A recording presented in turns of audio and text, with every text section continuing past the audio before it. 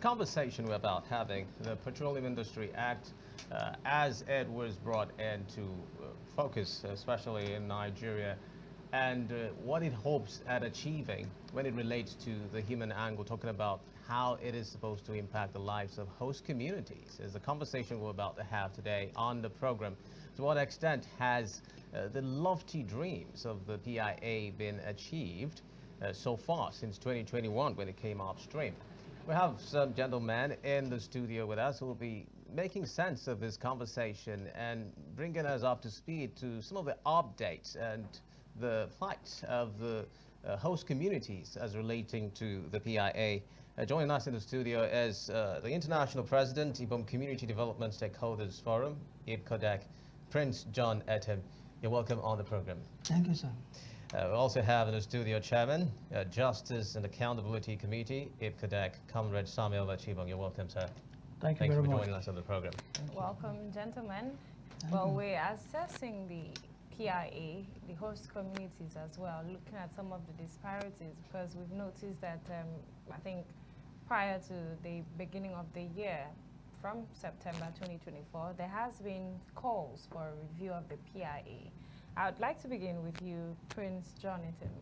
Let's have an assessment of the PIA implementation. Since it was signed into law in August 2021, since then, what's your assessment on the implementation of the PIA, especially as it has to affect the host communities?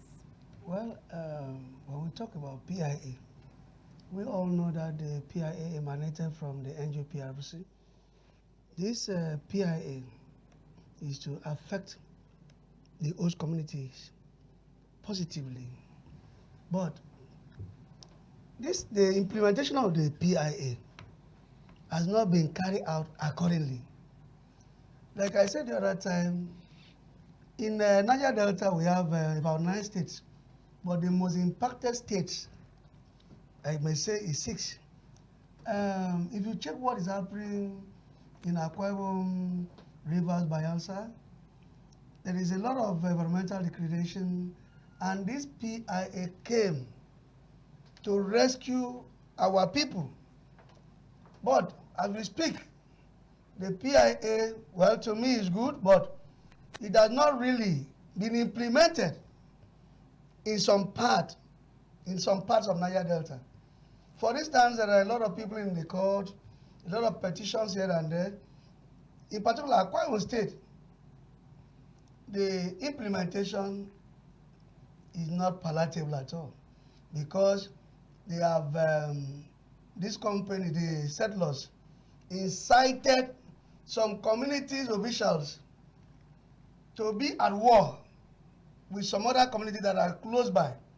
You see, if a particular company, like for example, ExxonMobil, that is operating in Eke Senatorial District there, the operation of Mobil affects the entire Eke Senatorial District and other parts of Akwa Ibom State because Akwa Ibom State, as we speak, is a littoral local government, and 80% of Mobil operation is in the deep sea.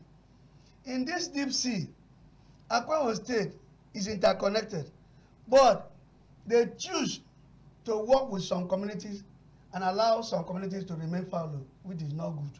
So we want the PIA to be revisited. Well, a lot of conversation has gone into revisitation of the PIA and how it best affects the host communities. You talked about disparities. I'll still have to want you to expatiate what you mean by these disparities. Where are these disparities noticed? And how effectively would you want the PIA to address these disparities that you've spoken of? Thank you, sir. You know, for instance, Akwa Ibom State, we have producing communities and oil-bearing communities. And if you go to oil-bearing communities, some coke wells have started overflowing with gas and oil. And these communities have not been captured in this PIA. The typical example is what has happened in ExxonMobil. ExxonMobil captured Equal Federal Constituency, the 3 local governments there, captured Ibuno as a local government for that PIA, and also captured the remaining 3 local governments of Esreke, Eket, and Ona there. Then going to Oro Federal constituency, they only captured Mbu, whereas there is no distance from Mbu to Urumuko. So what I will say now is that I want the PIA, the Petroleum Industry Act, to affect the entire, to encompass the affected local government. Because if you are allowed, for instance, if you go to equal government in Niger district, economic local government in particular, you will see where oil is overflowing. So, and this PIA has not captured such a place. You only talk about when pipeline passes through there, and in Uyo local government, one place called Ibaku or whatever, you know, crude was flowing from the ground. That is scattered across the entire area. So in that area, people were able to scoop crude oil. Some people had up to 10 drums, 5 drums. So we want PIA because PIA has not really touched this area. That is the reason why we want the government, the people involved, to give much attention to PIA, because what is happening at the moment does not encompass the most affected communities. Okay, I would like to bring this up to Comrade Samuel. We've spoken about the host communities, and one of the issues I'd like to look at now is the PIA. Is the PIA the problem, or it is the implementation that is the problem? What exactly is the problem? Because while some are calling for a review of the PIA, others are saying that it is not capturing some of the host communities, and others are saying that it is, the PIA is okay, but then it is the implementation. We haven't seen this implemented in some of those communities. What's your opinion on that? All right, thank you very much. Just like we rightly said long before now, the PIA has not captured most of those implementations.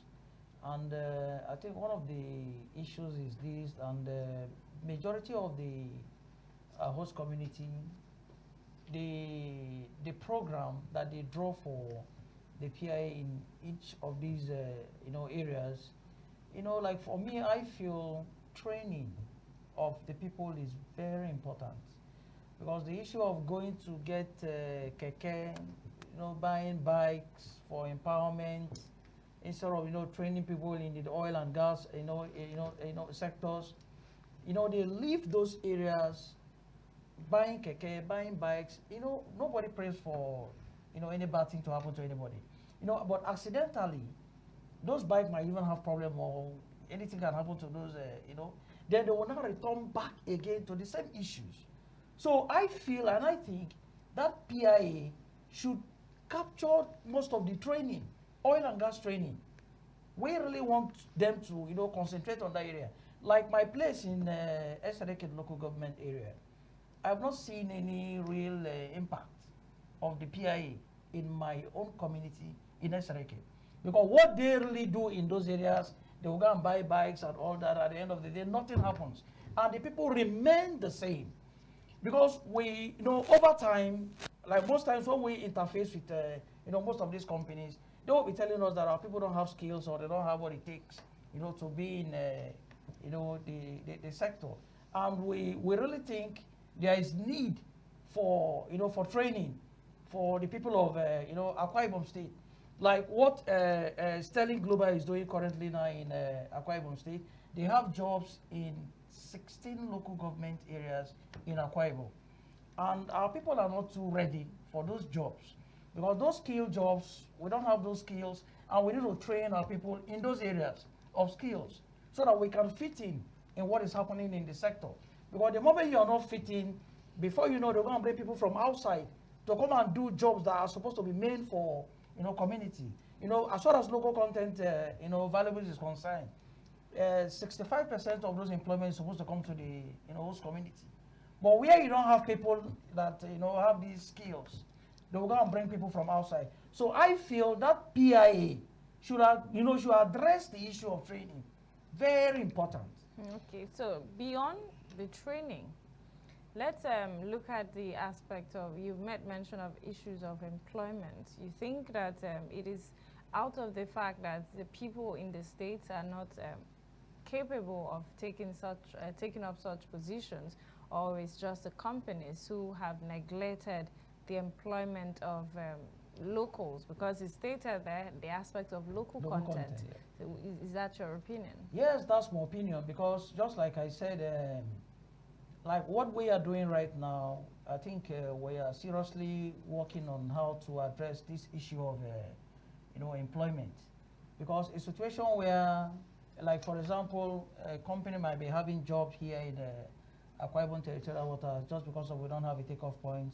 They take off from Port Harcourt straight to offshores and sideline the people of Akwa Ibom State, because one, you can't just move to offshores without the due process. So what we feel and what we think, and we are trying to see how we can set up a team that can monitor the process of this employment, mostly in Port Harcourt and Lagos, because that's where most of this employment happens from.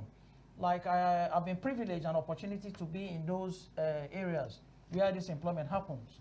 A situation where you go, maybe 50, 60 persons are going to job offshores, and when you go through the manifest, you see total strangers.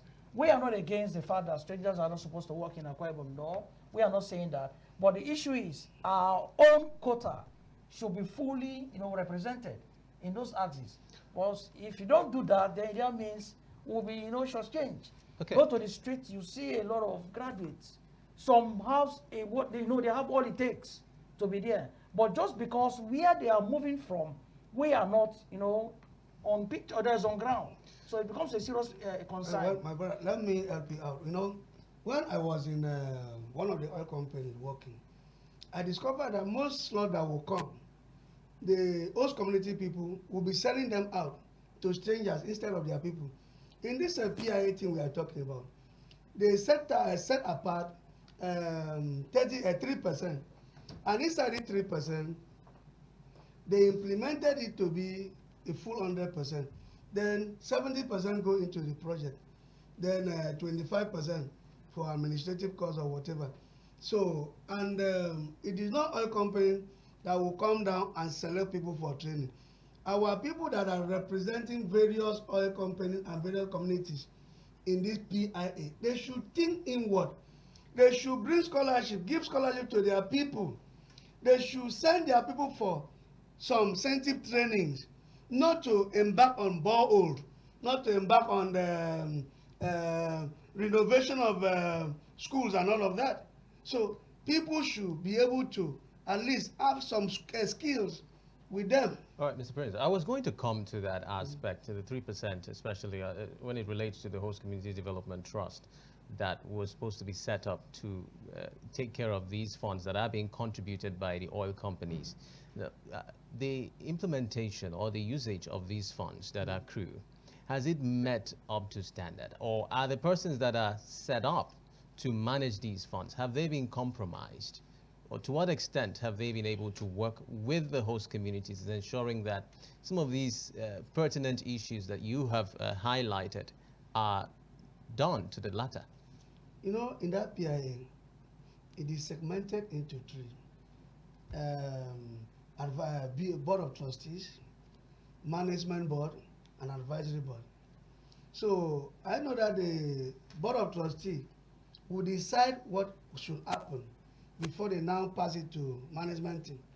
But what I discovered a few days ago, it was so sad. You see, they are still talking about boreholes.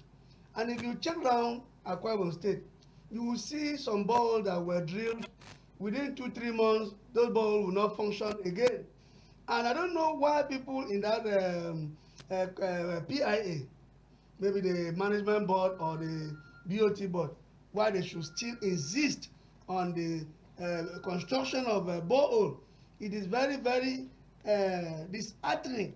So they should go for something reasonable. There are some important skills.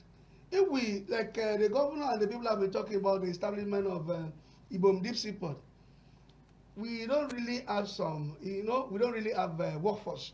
So in this case, you can't blame the oil companies for saying that there's a deficit when it comes to skills. The people want to make any any opportunity they see, they want to make good use of it. They see it as an opportunity to enrich themselves. They will refuse to go for something tangible.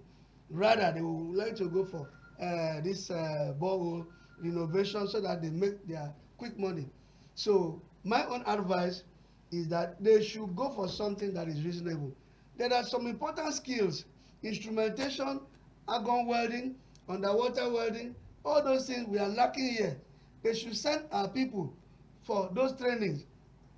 All right, let's, the aspect you just mentioned, the Ibom Deep Seaport, and the governor was in Oron on Saturday and was talking about the Ibom Deep Seaport. One of the major questions has been, or one of the major concerns has been that there isn't a seaport here, and that another aspect has also been on matters of jetty for transportation. That has been some of the concerns mentioned. Do you think that this will rather improve on the transaction in the oil and gas sector, especially when it comes to Akwa Ibom State? Yeah, I think it will really add value if this issue of jetty is being addressed. It will really take care of a lot, because as far as I know, Akwa Ibom State is concerned, where we don't have any functional jetty, it will really give us serious setback. Just like I earlier said the last time here, that we are losing 26 billion every month on internal generated revenue. You know, Akwa Ibom State can even survive even without the federal allocation if this jetty is being in place here in Akwa Ibom. You know, this, like the Ibom Deep Seaport, you know, is a capital intensive project. But outside Ibom Deep Seaport, you know, we can even embark on private jetties. You know, we can even bring in investors that can come in and invest in these areas. You know, once the enable environment is there, companies can come in and invest, because there is a lot to benefit if we have, a seaport or a jetty, a functional jetty here in Akwa Ibom State. It will address so many things. It will really address so many things. Even like the hotels here in Akwa Ibom will be, fully functional. And again, another major issue that I want to talk about again, we have, a functional airport here in Akwa Ibom State. And as it stands now, choppers are not taking off from Akwa Ibom here to offshores here. They fly from Port Harcourt and Lagos. And I don't really know what's happening, why this is not happening here in Akwa Ibom, or why it's not happening here in our airport. I think this is one of the major, issues again we really need to check out for. Oh. Yeah. Okay. Well, I'll just have to put this out. You talked about the disparities between the implementation of the PIA here in Akwa Ibom State and compared to what's happening in other Niger Delta states. Have you been able to compare notes? Have you had feelers from other Niger Delta states as regards what is happening there, comparing that to what is obtainable in Akwa Ibom State? Are there differences, clear differences, where the PIA seems to be working better in other Niger Delta states? For instance, Bayelsa. Any company operating in Bayelsa will do the needful. But coming down to Akwa Ibom, so oil and gas politics have been established in Bayelsa. So coming into this place, Akwa Ibom, that we speak one language, people still refuse to work together. They bring confusion. As we speak, when we talk about PIA, have we been able to identify how many companies are operating in Akwa Ibom State? Because one company that I know, New Cross Oil and Gas, the same company is in Rivers, the same company is in Bayelsa. Coming down to Akwa Ibom State, they were at Mbo, and that operation affects Uruefang and Ibno. And up till now, no PIA have been done between this New Cross Oil and Gas and the community. Then again, most of these major oil companies that are operating in Akwa Ibom State, if we check River Bayelsa Delta today, we have a lot of oil companies operating in Akwa Ibom State, and most of these companies are hiding. They are coming directly from Port Harcourt, coming either from Lagos or Delta to work in Akwa Ibom State without employing Akwa Ibom people. So what I can advise as a person is that the people should learn to at least work as a people. What is really happening in Bayelsa Delta is far better than what is going on here when we talk of PIA in Akwa Ibom State. Because our people, I know how they operate. a company will come and incite them against their own brothers. They may say, oh, you are from Eastern Obolo. Do not allow somebody from Eastern Parenin or Ikorobazi to be part of this. And the people will accept. They can go to Mbo, tell them don't allow people from Oronurunko or Kobo to be part of what you are doing, and they will accept it. So, for instance, this Sterling Global, our operation, like my brother said, covers 17 local governments in Akwa Ibom State. The 3 senatorial district is being affected. But they have not been able to do a proper PIA with the people of Akwa Ibom State. And I don't know why our people overlook all those issues. Because when we talk of the implementation of the PIA, it is maybe 80% implemented in Rivers, Bayelsa, and Delta. But in Akwa Ibom State, our implementation is not up to 50%. Well, that makes me ask, what do you think are those mechanisms that can, I'm going to come to you with the same question. Okay. What are those mechanisms that you feel can be put in place to ensure that we have better implementation in Akwa Ibom State? Well, as our group is advocating, we are advocating for the entire people to come together. We want the PIA to be our team, not Eke Senatorial District or Ikoroba Senatorial District or Uyo Senatorial District. The PIA, most of the companies operating in Akwa Ibom State, our operation affects almost the entire state.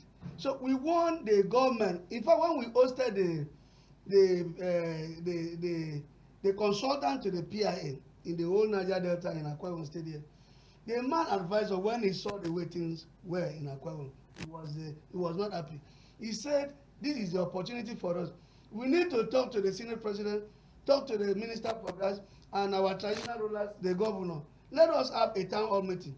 Let us see how we can bring some of the affected local governments into the picture called PIA. So, and that has not been done. That is why Ibom Community Development Stakeholders Forum is advocating for the people to come together. And as we speak, we have done a lot of advocacy, and we reach out to so many people. We sensitize the people. They need for the people to work together. Because if there's anything that distracts people, is sentiment. Sentiment of Mr. A will claim that Mr. B does not have the oil. No, it is not like that. Akwa Ibom State is interconnected. Whatsoever that affects Mr. A in Eke Senatorial District affects the Uyo and Ikoroba Senatorial District. Yeah. So what I can suggest here is the revisitation of that PIA. Let us revisit that PIA. Okay, Comrade and do it properly. Comrade Samuel, would you share in the same opinion? What other suggestions would you bring to bear? I think going forward, we really need a town hall meeting on this PIA issue. We really need to address it. It's very important. We need to address it because a lot has gone down the drain, and we need to do enough sensitization, bringing people together to see how we can close these gaps. Because where we don't do this, it will still remain the way it is. So I feel and I think enough, jingles, on radio, newspapers, television, enough awareness has to go out to the people. People have to be aware. The government of the day too have to be carried along on this. Because we need to let our people know that this is our birthright, and we have to embrace it. Indeed. Right. Thank you very much, gentlemen, for coming on Niger Delta today. It is really agreed that a lot of clarity needs to be put into telling host communities what their rights are when it comes to the PIA, and of course, letting them know where they are in the scheme of things, and making sure that what accrues to the host communities get to them. Thank you very much for coming. Prince John Etim, International President, Ibom Community Development Stakeholders Forum, IBCODEC, and the Comrade Samuel Achibong, Chairman, Justice and Accountability Committee, IBCODEC. Thank you for coming to Niger Delta today. Thank you very much. We do appreciate your time. And with that, we'll draw the curtains for today's edition of the program. Do join us again tomorrow for another interesting package. I am Jennifer Pius. Have a great day. My name is Xavier Robert. Wishing you a terrific afternoon. Bye.